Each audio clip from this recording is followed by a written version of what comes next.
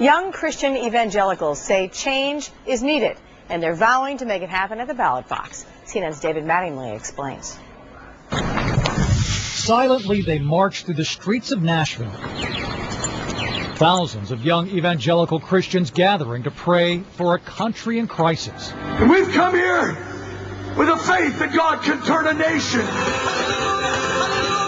This is The Call, a massive day-long revival of fasting and prayer. There was only about 100 people when we first got here, so it's good. Sarah Morris and her church group drove here all the way from Michigan, looking for something big. I'm expecting God to rock my world. Awakening! Awakening! Awakening! The sound is as loud as a rock concert, and the message clear as a bell.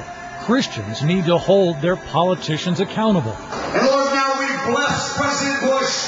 But the question rising from the sea of people is, what do they want? Young evangelicals, once George W. Bush's most fervent supporters, are increasingly disenchanted. In 2002, 87% thought he was doing a good job. That number's plunged to 45%, according to the Pew Forum.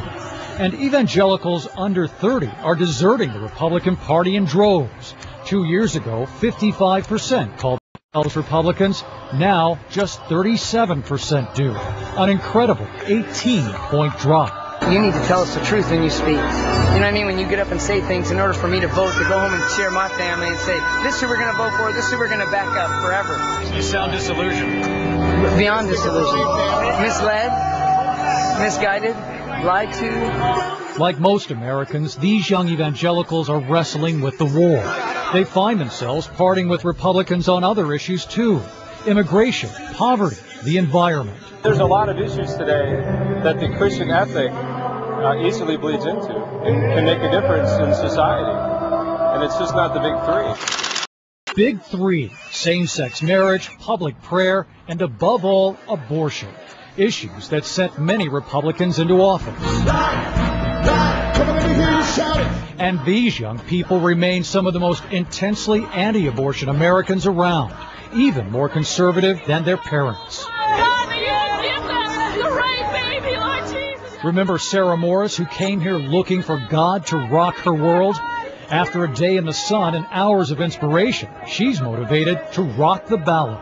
Our vote is not due to our economy and war. Our vote is on one thing, and that is pro-life. It's no coincidence that the call took place 40 years after the Summer of Love.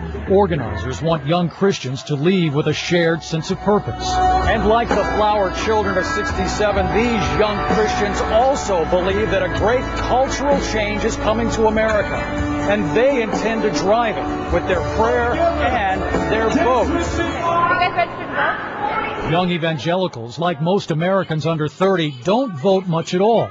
Madison Adams wants to turn that around. Actually, I'm kind of scared for this future election because I think the church is kind of set back, but, you know, we need a church up again. On this hot summer day, the church is wide awake. David Mattingly.